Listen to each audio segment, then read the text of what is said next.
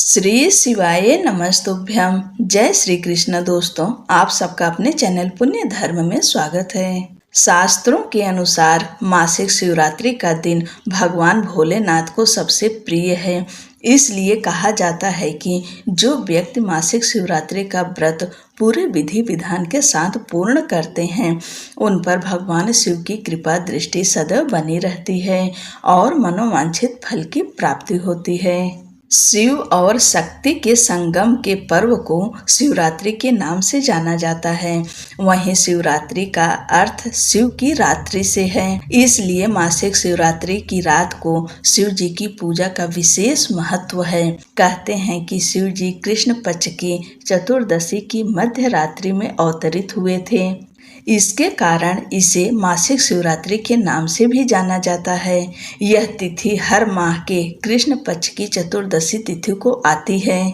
मान्यता है कि हर माह आने वाली मासिक शिवरात्रि के व्रत को अगर पूरे विधि विधान से संपन्न किया जाए तो मनोवांछित फल की प्राप्ति होती है। साथ ही व्यक्ति के जीवन में सुख समृद्धि की भी वृद्धि होती है।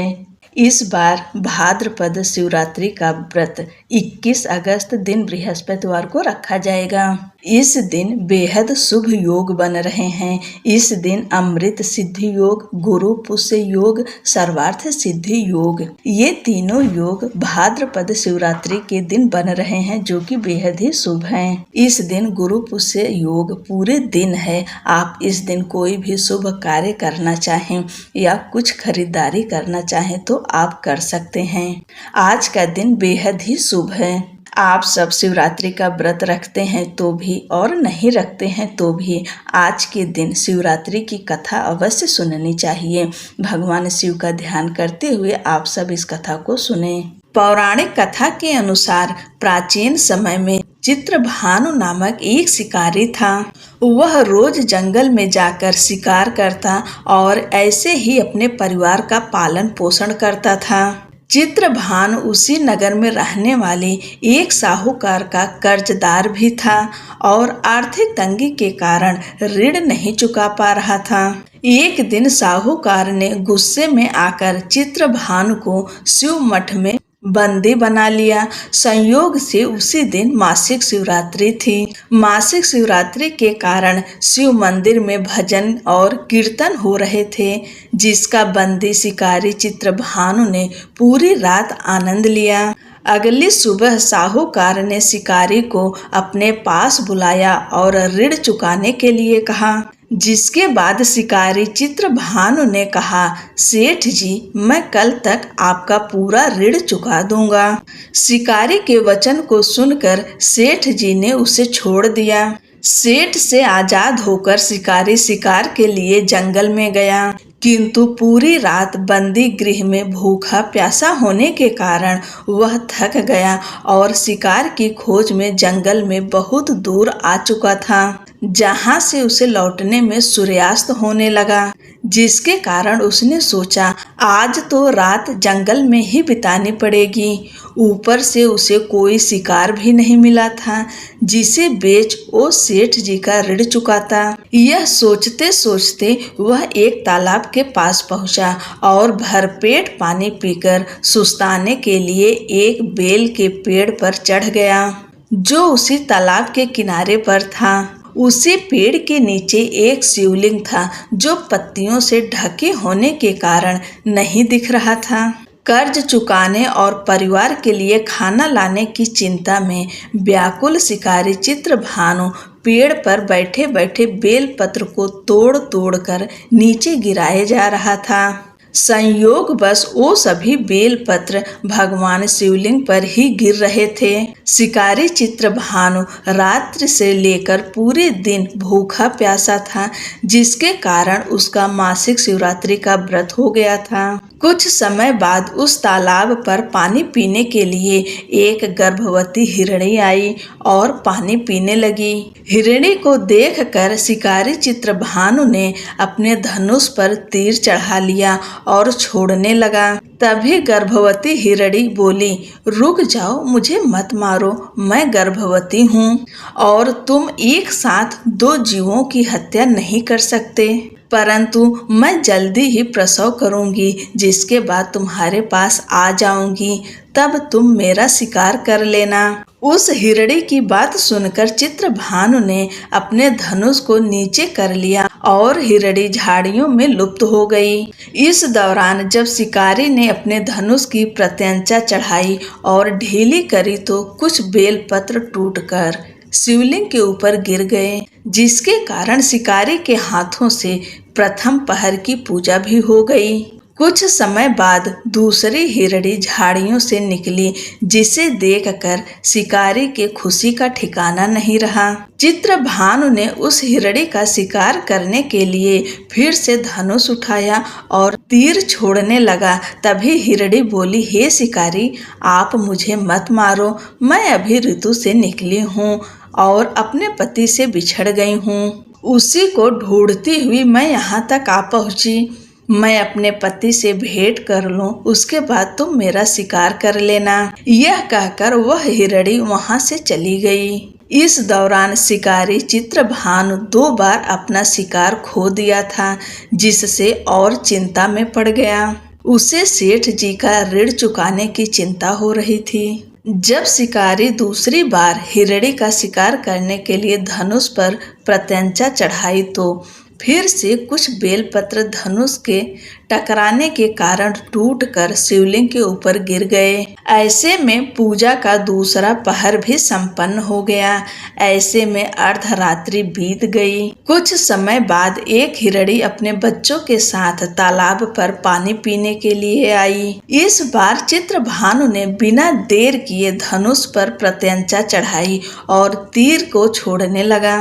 तभी वह हिरणी बोली, हे शिकारी, आप मुझे अभी मत मारो, यदि मैं मर गई तो मेरे बच्चे अनाथ हो जाएंगे।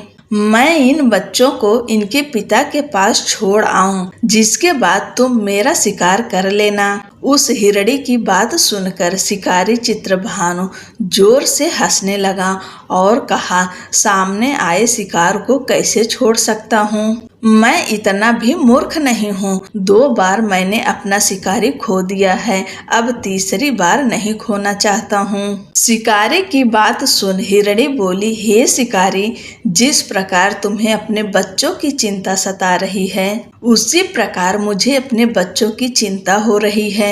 मैं इन्हें इनके पिता के पास छोड़कर वापस आ जाऊंगी, जिसके बाद तुम मेरा शिकार कर लेना। मेरा विश्वास करो। हिरणी की बात सुनकर शिकारी को दया आ गई और उसे जाने दिया। इस प्रकार शिकारी के हाथों तीसरे पहर की पूजा भी हो गई। कुछ समय बाद एक मृग वहां पर आया। उसे देखकर चित्रभानु ने फिर से अपना तीर धनुष उठाया और शिकार की ओर छोड़ने लगा।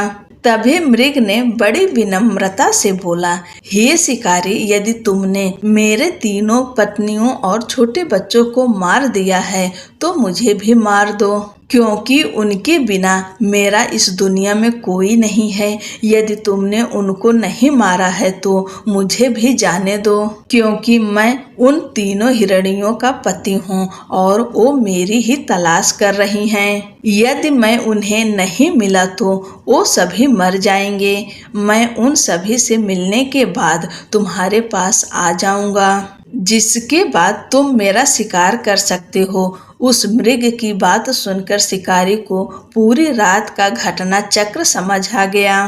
मृग ने शिकारी से कहा, मेरी 3 पत्नियां जिस प्रकार प्रण करके गई हैं, उसी प्रकार वो वापस आ जाएंगी, क्योंकि वो तीनों अपने वचन की पक्की हैं और यदि मेरी मृत्यु हो गई तो वो तीनों अपने धर्म का पालन नहीं कर पाएंगी। मैं अपने पूरे परिवार के साथ शीघ्र ही तुम्हारे सामने आ जाऊंगा।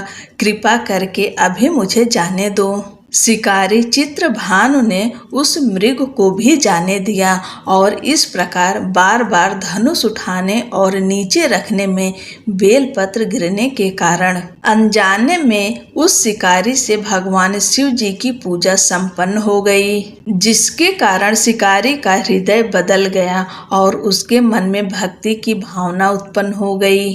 कुछ समय बाद मृग अपने पूरे परिवार अर्थात 3 हिरणी और बच्चों के साथ उस शिकारी के पास आ गया। और कहा कि हम अपनी प्रतिज्ञा अनुसार यहाँ आ गए हैं। हे शिकारी, आप हमारा शिकार कर सकते हो। जंगल के पशुओं की सच्ची भावना को देखकर शिकारी चित्रभानु का हृदय पूरी तरह पिघल गया और उसी दिन से उसने शिकार करना छोड़ दिया। अगले दिन वो नगर लौटा, किसी और से उधार लेकर सेठ जी का ऋण चुका दिया और स्वयं मेहनत मजदूरी करने लगा। किंतु जंगली पशुओं की ऐसी सत्यता, सात्विकता एवं सामूहिक प्रेम भावना देखकर शिकारी को बड़ी ग्लानि हुई। उसके नेत्रों से आंसुओं की झड़ी लग गई। उस मृग परिवार को न मारकर शिकारी ने अपने कठोर हृदय को जीव हिंसा से हटा सदा के लिए कोमल एवं दयालु बना लिया। देवलोक से समस्त देव समाज भी इस घटना को देख रहे थे। उसके ऐसा करने पर भगवान शंकर ने प्रसन्न होकर तत्काल उसे अपने दिव्य स्वरूप का दर्शन दिए तथा उसे सुख समृद्धि का वरदान देकर गुह नाम प्रदान किए। यही वह गुह था जिसके साथ भगवान श्री राम ने मित्रता की थी। ओम नमः पार्वती पतये, हर हर महादेव। बोलो भोलेनाथ की जय, माता पार्वती की जय।